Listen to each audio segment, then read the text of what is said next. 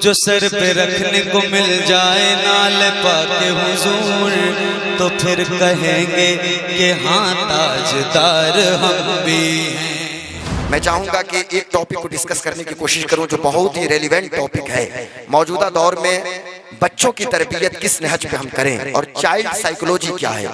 अब चूंकि मेरी गुफ्तगू कफील भाई को भी पता है कि थोड़ा सा आपको कंसंट्रेट होना पड़ेगा, जहनी यकसूई के साथ जब आप मेरी गुफ्तगू सुनेंगे तो आपको मेरी बात समझ में आएगी।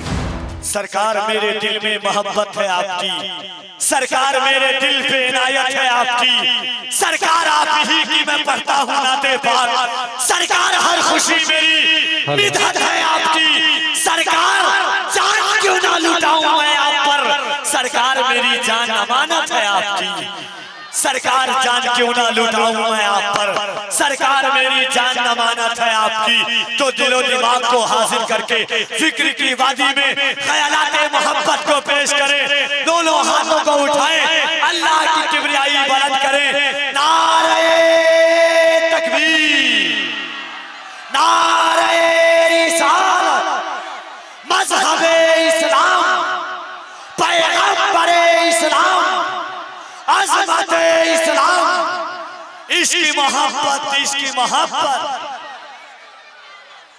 बस्ती बस्ती करिया करिया,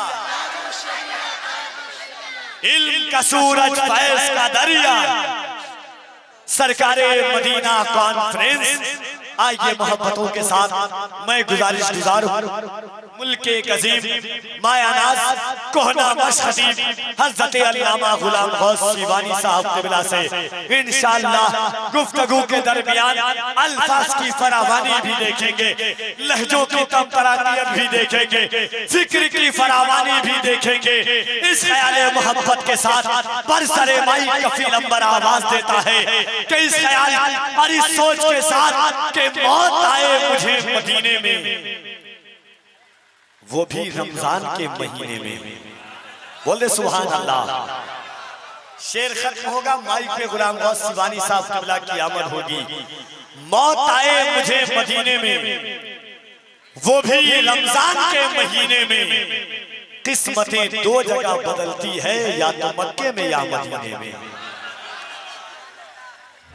नहमदुहु व नुसल्ली व नुसल्लिमु अला रसूलिहिल करीम, अम्मा बाद, फ़ाऊज़ु बिल्लाहि मिनश शैतानिर रजीम, बिस्मिल्लाहिर रहमानिर रहीम। या अय्युहल्लज़ीना आमनू क़ू अनफुसकुम व अहलीकुम नारा, सदक़ल्लाहु मौलानाल अज़ीम व सदक़ रसूलुहुन नबियुल अमीनुल मतीनुल मुबीनुल मुईनुल करीम व नहनु अला ज़ालिका लमिनश शाहिदीन व शाकिरीन वल्हम्दुलिल्लाहि रब्बिल आलमीन।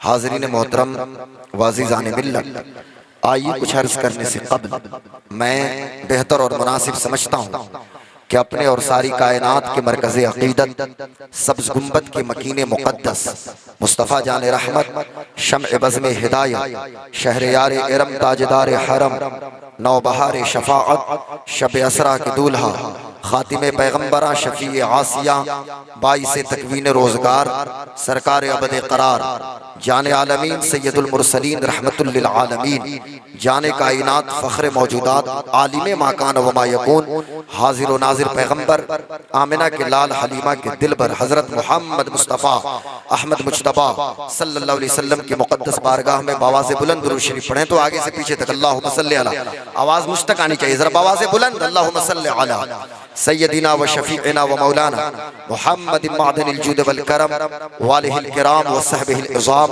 व इब्निहिल करीमिल गौसिल आज़मिल अफ़ख़मिल हुमाम व हिज़्बिहि अजमईन। हाज़रीन मोहतरम, ये हमारी और आपकी मुश्तरका खुशनसीबी है कि हम और आप आज की अज़ीमुश्शान सरकार मदीना कॉन्फ्रेंस में शिरकत की सआदतें हासिल कर रहे हैं। काबिल मुबारकबाद है जामिया रज़ाए मुस्तफ़ा के तमाम असातिज़ा, अराकीन, सदर और सेक्रेटरी कि जिन्होंने इस पुरफ़तन दौर में एक अजीम जलसे को ऑर्गेनाइज़ किया है। ऐसे माहौल में कि अभी जब प्रोग्राम शुरू हो रहा है मुझे खिताबत के लिए मदऊ किया गया, मैं चाहूँगा कि एक दो बातें आपकी समातों की दहलीज तक जल्दी से पहुँचाने की कोशिश करूँ। बड़ी अच्छी निकाबत हमारे बड़े भाई हज़रत कफ़ील अंबर साहब क़िबला से आप समात कर रहे हैं। हज़रत महबूब ज़फ़र साहब क़िबला की शायरी सुनेंगे, जनाब सोहराब क़ादरी साहब क़िबला को सुनेंगे, फिर इंशाअल्लाह तबारक व तआला हज़रत अल्लामा शहरयार रज़ा क़ादरी साहब क़िबला का बयान होगा।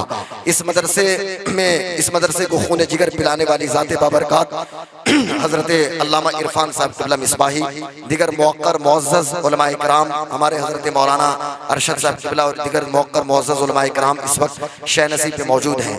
हाज़रीन मोहतरम, अब चूँकि वक्त बहुत कम है, मैं चाहूँगा कि एक टॉपिक को डिस्कस करने की कोशिश करूँ जो बहुत ही रेलिवेंट टॉपिक है। मौजूदा दौर में बच्चों की तरबियत किस नहज पे हम करें और चाइल्ड साइकोलॉजी क्या है।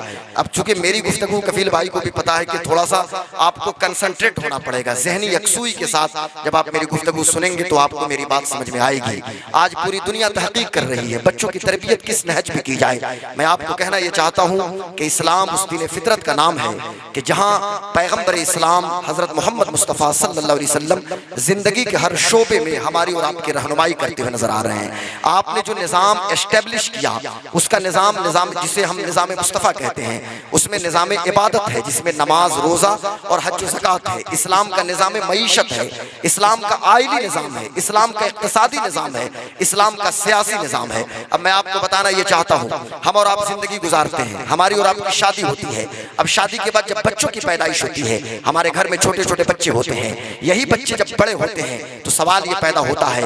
आज का एक सुलगता हुआ मसला ये है कि मेरी बेटी की उम्र जैसे ही 10 साल होती है मेरी बेटी बगावत क्यों करने लगती है, मेरा बेटा 12 साल का होता है मेरा बागी क्यों बन जाता है। जिस बच्ची को उंगली पकड़ के मैंने आंगन में चलना सिखाया था, जिस बेटे को गोद में लेके मैंने दूध पिलाया था, और हालत ये थी साहब जिस बच्चे को मैंने खाना खाने का तरीका सिखाया और जिसे जब वो गिर जाता था मुझे बर्दाश्त नहीं होता था, लेकिन आज 10 साल उसकी उम्र हो गई। वो कहता है बाबा आप तो ओरिएंटलिस्ट हैं, बाबा आप तो ओल्ड मॉडल की बात कर रहे हैं, बाबा आप आईपीएल की बात नहीं करते, आप बॉलीवुड की किसी मूवी की बात नहीं करते, आप तो कभी अबू बकर सिद्दीक की बात कर रहे हैं, कभी फारूक आजम की बात कर रहे हैं, कभी उस्मान गनी की बात कर रहे हैं। मेरी बेटी मेरे आंगन में मौजूद है जिसकी उम्र 13 साल है। मैं अपनी बेटी के सामने अगर हजरत सैयदा आयशा की बात करूं, सैयदा फातिमा ज़हरा की बात करूं, सैयदा ज़ैनब बिनते खुज़ैमा के हवाले से गुफ्तगू करूं, ज़ैनब बिनते जहश के हवाले से गुफ्तगू करूं, अगर मैं सैयदा जुवैरिया के बारे में गुफ्तगू करूं, सैयदा सफिया बिनते हुई बिन अख्तब के बारे में गुफ्तगू करूं, तो मेरी बेटी कहेगी बाबा आप तो ये ओल्ड मॉडल हो चुके हैं, आप कटरीना और करीना के बारे में गुफ्तगू क्यों नहीं करते। आखिर सवाल ये पैदा होता है क्या वजह है कि मेरे बच्चे बगावत में उतर गए हैं, इस्लाम से कोसों दूर दिखाई दे रहे हैं। हर बच्चे की जिंदगी का मकसद ये हो गया है कि सेल्फी लीजिए, इंस्टा पे अपलोड कीजिए, फेसबुक पे अपलोड कीजिए, कितने लाइक्स आए, कितने कमेंट्स आए, कितने लोगों ने शेयर किया।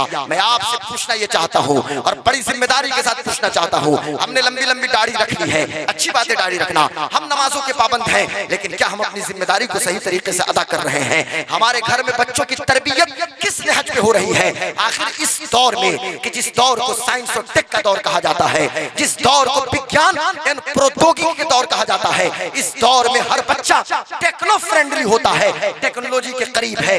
1.5 साल का बच्चा उस वक्त तक नेपुल को अपने मुंह में नहीं लेता और उस वक्त तक दूध नहीं पीता जब तक कि डोरेमोन का कार्टून उसे दिखाया ना जाए, जब तक कि छोटू और मोटू पतलू का कार्टून उसे ना दिखाया जाए। आखिर वजह क्या है? कभी आपने गौर किया कि जिस बच्चे की पैदाइश पे हमने कान में अजान पढ़ी थी आज वो बगावत क्यों कर रहा है, मेरी बेटी मुर्तद क्यों हो रही है और मेरा बेटा घर छोड़ के क्यों भाग रहा है? कभी आपने सोचा और गौर किया? मुझे कहने दिया जाए इसमें कसूर हमारा है, कसूर मेरी माँ का है, कसूर मेरी बेटी का है, घर की खवातीन का कसूर है, कसूर मेरा है। पेरेंटिंग अपने आप में फुल टाइम जॉब है। आप ये मत समझिए कि सिर्फ शादी हो गई अब्बू कहलाने लगे, अम्मी कहलाने लगे, नहीं मेरे दोस्तों, बल्कि पेरेंटिंग अपने आप में फुल टाइम जॉब है, मुकम्मल वक्त मांगता है। आपको अपने बेटे के लिए वक्त निकालना पड़ेगा, अपनी बेटी को वक्त देना पड़ेगा।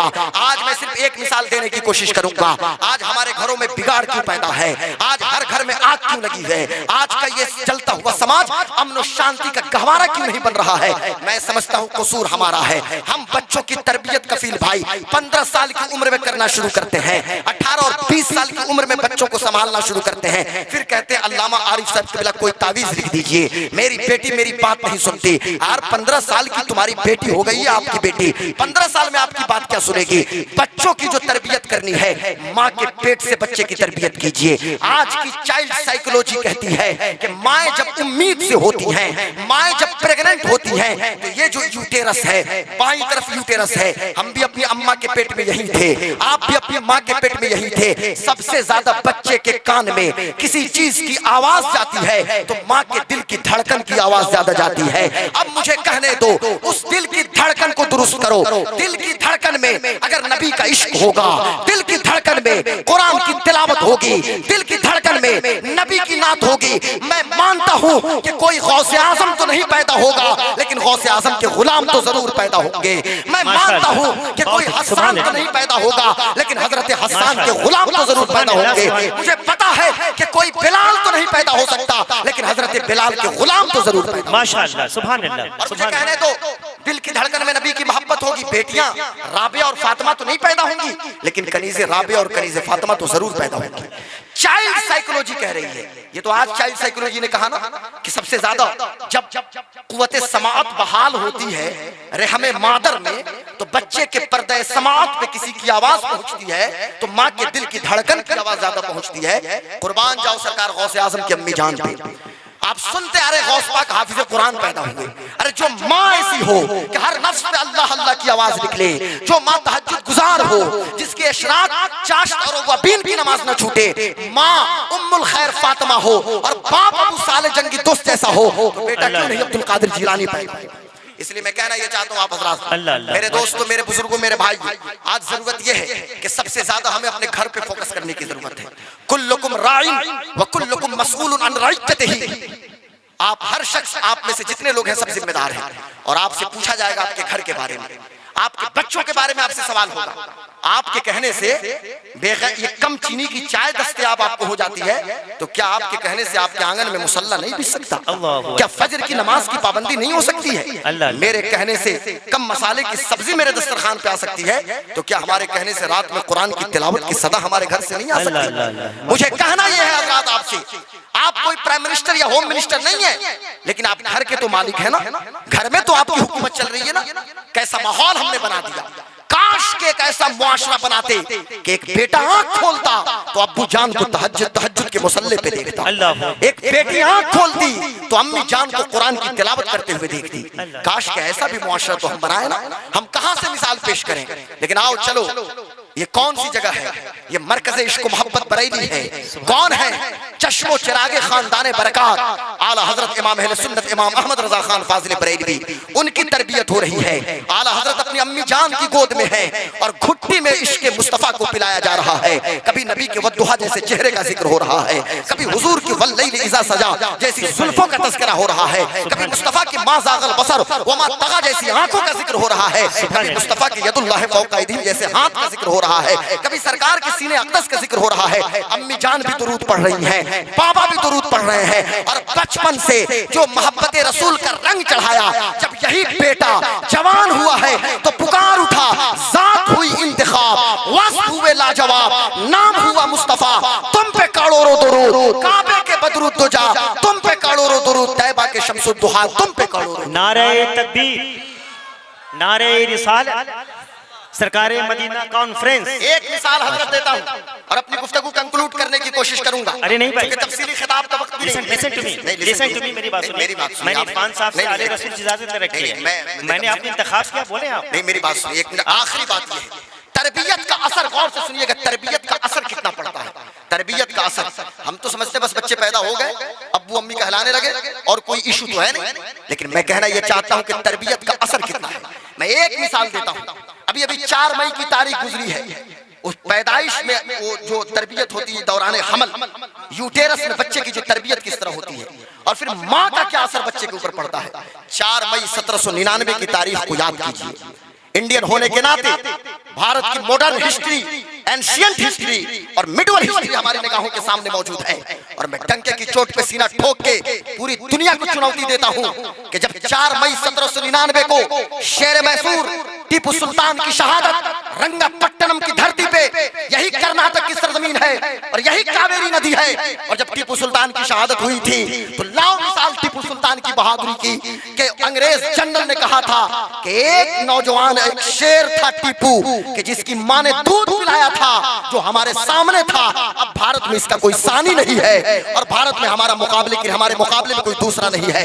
यही शेर मैसूर टीपू सुल्तान है। तरबियत का असर देखना है ना, यही कावेरी नदी है। आज भी कावेरी नदी में पानी बह रहा है, आज भी न जाने कावेरी नदी की तारीख क्या है, दुनिया की निगाहों के सामने मौजूद है। लेकिन जरा सुनिएगा, रंगपट्टनम की धरती है, कर्नाटक की सरजमीन है, कावेरी नदी के किनारे एक मस्जिद की तामीर होती है और ऐलान हुआ कि मस्जिद का हम आगाज करेंगे, लेकिन मगरिब की नमाज से मस्जिद का इफ्तिताह करेंगे। लेकिन नमाज वो पढ़ाएगा, मगरिब की नमाज वो पढ़ाएगा कि जो साहिब तरतीब हो। अब आप इतना बड़ा मजमा है, लेकिन मुझे बताएं कि साहिब तरतीब किसे कहते हैं? साहिब तरतीब एक फिक़ही इस्तिलाह है, यानी जिस पे नमाज जब से फर्ज हुई हो उसकी नमाज कभी कज़ा न हुई हो, कज़ा हो तो उसको अदा कर ले, यानी साहिब तरतीब वो शख्स हो। अब मुझे कहने दीजिए, आप हजरात को मैं एक पैगाम देना चाहता हूँ। मगरिब की नमाज की अजान हो गई है, इकामत हो गई है, तकबीर पढ़ ली गई है, कौन आगे बढ़े? दुनिया ने अपने माथे की निगाहों से देखा कि शेर मैसूर, हैदर अली का बेटा, शहजादा फतेह अली, जिसे दुनिया टीपू सुल्तान के नाम से जानती है। आपने टीपू सुल्तान का तो नाम सुना होगा ना, ये शेर मैसूर टीपू सुल्तान। आप तो टीपू जानते हैं, लेकिन कौन टीपू सुल्तान? बाप का नाम हैदर अली है, माँ फातिमा फखरुन निसा है और बेटे का नाम शहजादा फतेह अली है। ये फतेह अली आगे बढ़ते हैं और आगे बढ़ के इन्होंने मगरिब की नमाज पढ़ाई है। दुआ हुई, दौड़ के अम्मी जान के पास आए, माँ के कदमों को छूना और रोने लगे। कहा, अम्मा आज तो गजब हो गया, आज आपके बेटे फतेह अली ने मगरिब की नमाज की इमामत कराई है। अम्मा, ये आपकी तरबियत का असर है। ए मेरी माँ, तहज्जुद के वक्त आपने मुझे जगना सिखाया। अम्मी जान, इशराक का मुसल्ला आपने बिछाया था। अम्मा, कुरान घुट्टी में आपने पिलाया। अम्मी जान, आपने मुझे रसूल पाक से मोहब्बत करना सिखाया। तो माँ आगे बढ़ के कहती है, मेरे बेटे तरबियत तो बाद में है। अरे सुन सुन, मैं कोशिश करती थी कि अय्याम हमल में हमेशा बावजू रहूं, और जब तू पैदा हुआ तो उस वक्त तक तेरी माँ तुझे दूध नहीं पिलाती थी जब तक के वजू नहीं बना लेती थी। मुझे कहने दो, टीपू के खून में, उस टीपू की रगों में उस माँ का दूध खून बन के दौड़ रहा था कि जो माँ उस वक्त तक उसे दूध नहीं पिलाती थी जब तक के वजू नहीं बना लेती थी। आज हमारे पास भी माएँ हैं। मैं आपसे पूछना ये चाहता हूँ, क्या माओं ने बच्चा पैदा करना बंद कर दिया? रोजाना बच्चे पैदा हो रहे हैं, लेकिन क्या बात है कि आज मोहम्मद इब्न कासिम की नस्ल नौ कहाँ है? मैं पूछना चाहता हूँ, मैं आपसे पूछना चाहता हूँ, क्या अय्यूबी की नस्ल नौ कहाँ है? कहाँ सुल्तान सलाहुद्दीन अय्यूबी के मानने वाले? कहाँ चले गए नूरुद्दीन जंगी की बात करने वाले? कहाँ चले गए शेर मैसूर टीपू सुल्तान की बात करने वाले? कहाँ गए शमसुद्दीन अल्तमश के दीवाने? कहाँ गए मुहिद्दीन औरंगजेब आलमगीर की बात करने वाले?